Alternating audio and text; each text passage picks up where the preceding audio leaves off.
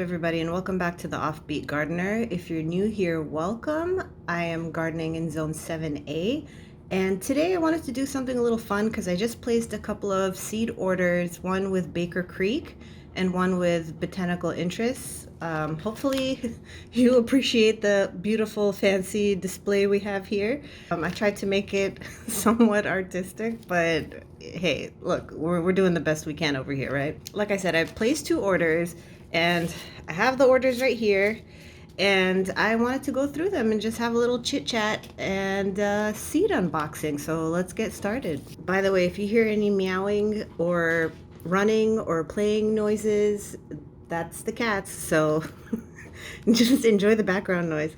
So let's talk about my botanical interest order first, just because I happen to have it in my hand. When you place an order with botanical interests, and Baker Creek for that matter, they give you free seeds. So we love free seeds around here, right? Who doesn't love free seeds? So in my order, they gave me a lettuce mix. So this looks pretty interesting. I think I have another one of these from a different order that I placed. That's always cool to have multiple seed packets of the same thing, especially something like lettuce, because, well, first of all, it's not heat tolerant. So there's a limited window in terms of how long you can grow lettuce or any type of like leafy green for the most part. Those are better suited for early spring or, fall, anytime where it's a little more chilly, because lettuce and greens in general tend to be sweeter when it's colder.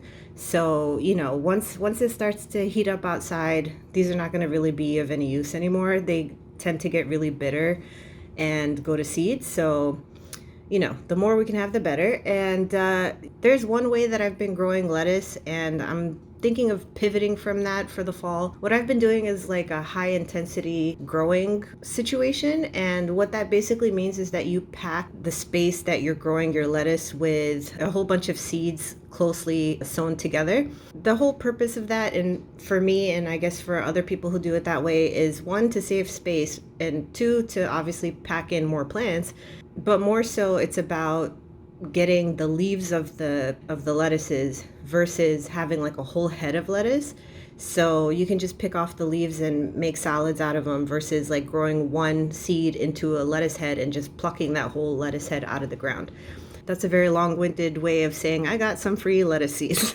So hopefully you got some information out of that. I don't know. Like I've said in previous videos, if you've seen them, I'm fairly new to gardening. I mean, I'm not super new to gardening, but you live and you learn. Even if you're a very experienced gardener, there's going to be things that pop up that you've never experienced before. So that's that on that. This is what the back of the pack looks like. There's a lot of information on there, which is really cool. I appreciate that they put all this information on there. But yeah, so this is the first one we have here. I've ranted about a free pack of lettuce seeds for about 2 minutes. But that's what you guys are here for, right? It's the Offbeat Gardener. We do offbeat things around here. The next one I have from Botanical Interests is the red and yellow Wonder Blend strawberry. I bought some strawberry seeds. I think they're called Alpine strawberries. I'll have to double check, but I got them from Baker Creek. I put a few seeds in some soil and some seed trays to get them started, and it's very hit or miss because the seeds are so incredibly tiny. I feel like most people, when they plant strawberries in their garden, they tend to just buy starts, which is really the simplest way. But I was like, you know what, let me challenge myself a little bit. I'm not saying there's anything wrong with, buying starts. That's a wonderful option. And I have strawberries in my garden that are from started plants that I got at Home Depot. So no shame in the game, right? But I was like, let me challenge myself a little bit and plant some strawberry seeds. So I did, and I had one that was doing pretty well, and then I don't know what happened, but it decided to die on me. So I was like, okay, let me try to put some more seeds in the ground and see what happens. And I have one plant that's thriving, so that's a good thing. I want all the strawberries. Strawberries are so delicious, especially if they're from the garden. It's unbelievable how fragrant and sweet and delicious homegrown strawberries are versus the ones that you get at the store. Even if they're organic, it's just not the same. I'm sorry. I'm just gonna say it.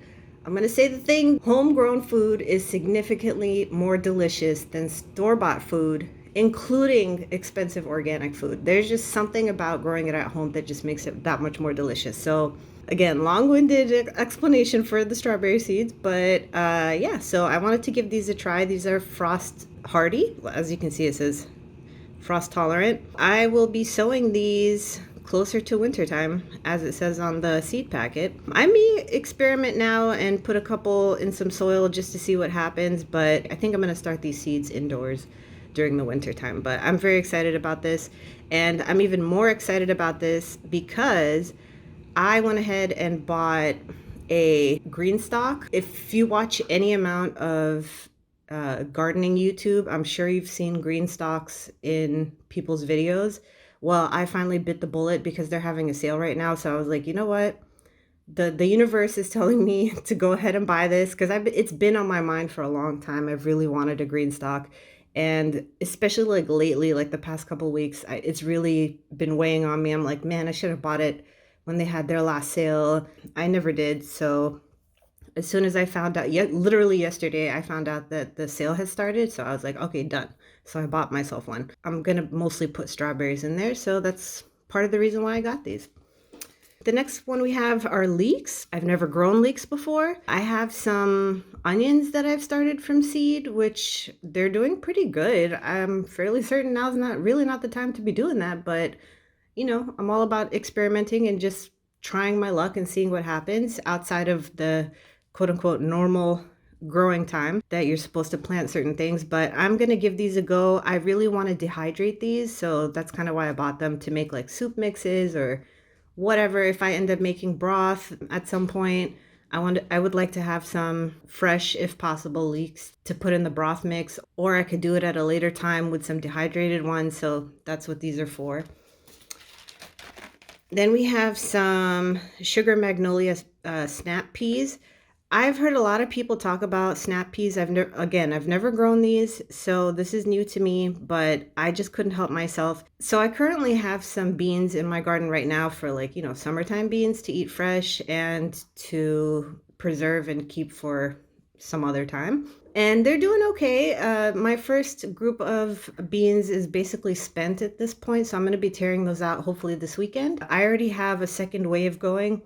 Beans, like I have bush beans. I have red swan bush beans, dragon tongue, and purple teepee. They've been pretty good. The dragon tongue bush beans, I don't know what's up with them, but I've literally, off of 2 plants, only gotten 2 pods. So I don't know what the deal is there, but I replanted, like I said, so we'll see what happens. But I wanted something fresh for the winter time too, so that's where these guys come into play. Mind you, a lot of these things are either new to me in terms of variety, or they're just straight up something I've never grown before. Speaking of which, I have never grown kale. Kale is one of those things that's like very divisive in this household. It's one of those things, like for me personally, I really enjoy putting kale in like smoothies. I'm not really too crazy about it like eating fresh, like in a salad or something. If it's sprinkled within the salad, then that's cool, but overall, I'm not really one to go to a restaurant and order the kale salad. That's just not my gig.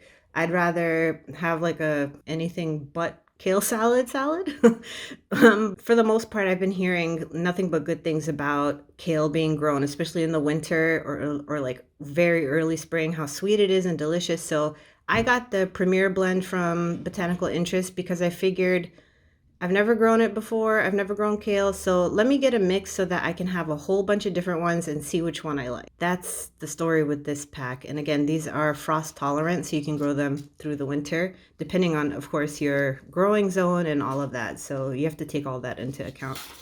Then the last thing I got from Botanical Interest are the Sun Gold cherry tomatoes. Again, heard nothing but good things about this. I said, you know what? I'm placing an order. I'm going to get me some Sun Golds because apparently they're supposed to be really sweet and delicious. So I thought I would buy them since they had them in stock and I was already placing an order. I figured I'd pick these up. I have no intention of trying to start them right now. I do probably have enough time in my growing season to start these from seed and have some cherry tomatoes. I know I have enough time to do that, but I'm not going to. I'm just going to wait until next spring to start these seeds. But I wanted to have them since they're available. You never know, things go in and out of stock. And since, like I said, I was already placing an order, I figured I would just add this to my basket. So I'm very excited about this. Very, very excited. Now let's talk about my Baker Creek order. So like I was telling you guys about Botanical Interest, Baker Creek also gives you free seed. This month, I think, or I don't know if they do it by month or by like every couple of weeks, they switch up what free seed packets they give out. I know after I placed this order, I did get an email from Baker Creek saying that they were giving carrot seed as the free seed for whenever you place an order. I don't know exactly what schedule they're on. I'm assuming whatever seed packet they give you is likely going to be for that season. It's really nice to get some free seeds. Every free seed pack that I've received from Baker Creek, with the exception of one, has been something that I would never have thought to purchase. Or maybe it caught my eye, but I just didn't, bite the bullet and pick it up. It's been a wonderful surprise. Only one time I placed an order for something. I think it was white zinnias. I forget, I think polar bear is the variety. I'm not 100% sure. I'd have to double check, but I placed an order for those along with some other seeds, and it just so happened that those same white zinnias were the free seed. Let me go see if I can find them. Ta-da! I found them. And thankfully my memory served me well. So yes, it was the polar bear zinnia. So I had placed the order for this packet and they sent this one for free. So that was the only time I got a duplicate. But honestly, I'm not mad at it. It's always nice to have extra seeds, like I said. So we are happy about this. But anyway, let's go back to our Baker Creek order. So the free seed that I got for this particular order are these carrots, and they're like little chubby little carrots. They look adorable. They look like they're from a cartoon. They don't even look real. I'm really excited to plant these in the fall. I just want to show you the back of the Baker Creek seed packet so you kind of have an idea. You can see there it says free seed. But yeah, these are French carrots apparently.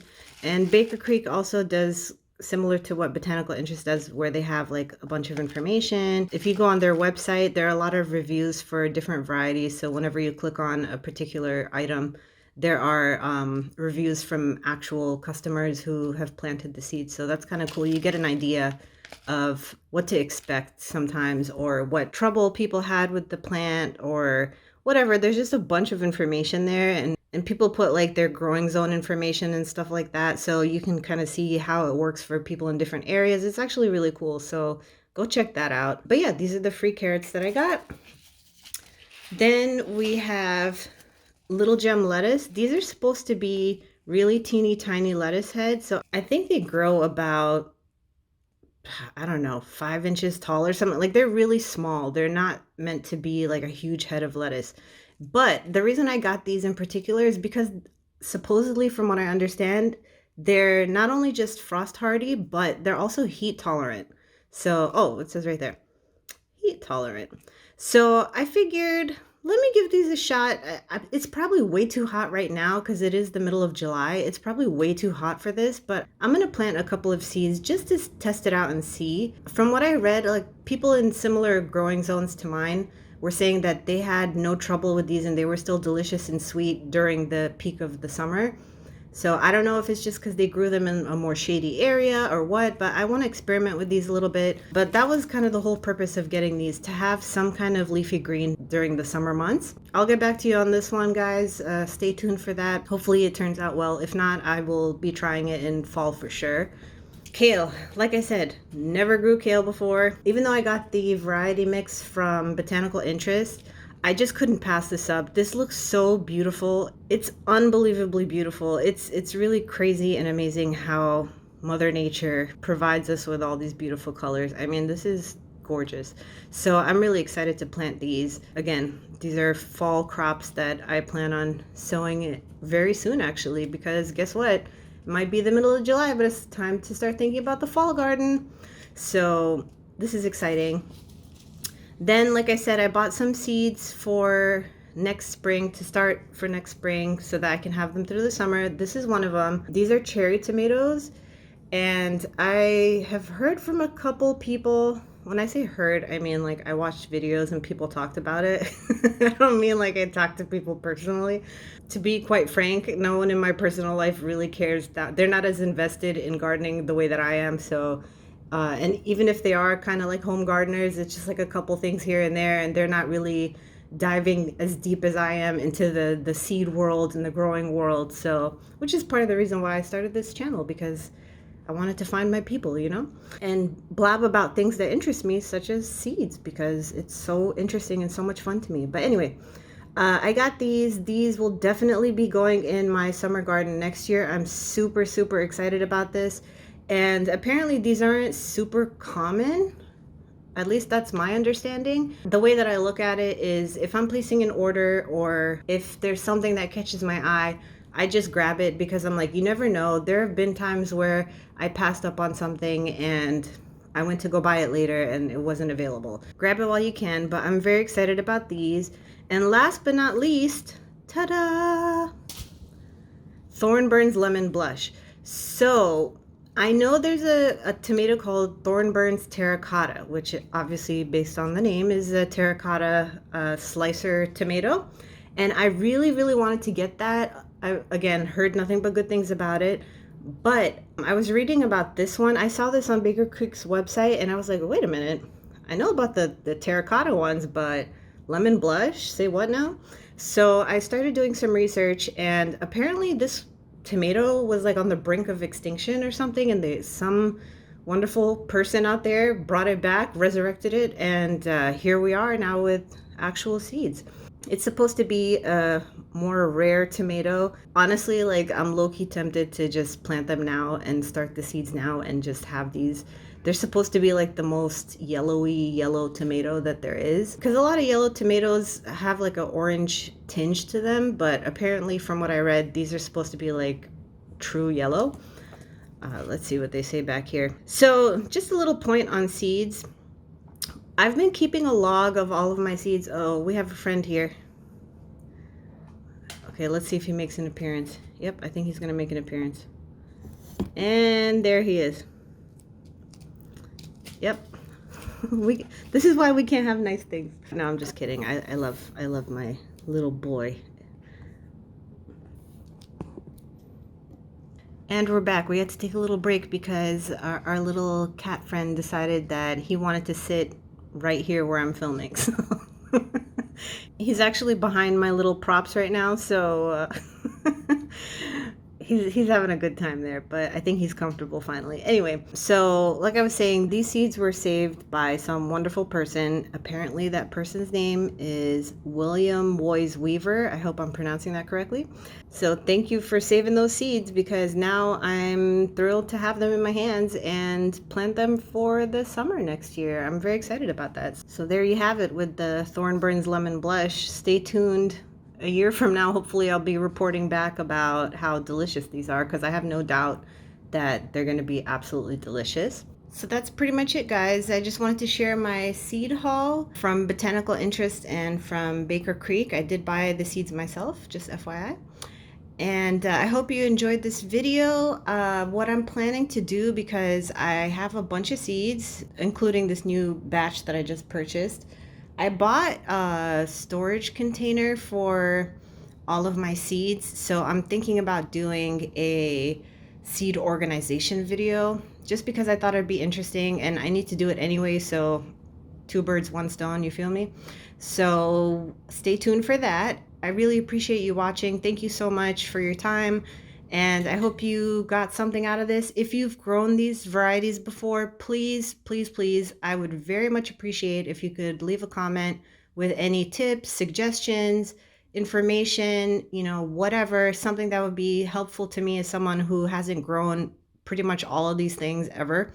And, you know, let's all grow together and learn together and share information. I think that's what makes a gardener successful, is to be open to, you know, making some mistakes along the way and learning from other people. There's really no better way than to learn how to garden than trial and error, but also doing research and listening to other people. So by all means, if you have any suggestions or tips, I would greatly appreciate it. Again, thank you so much for watching, and like and subscribe, and I will see you in the next video. Bye.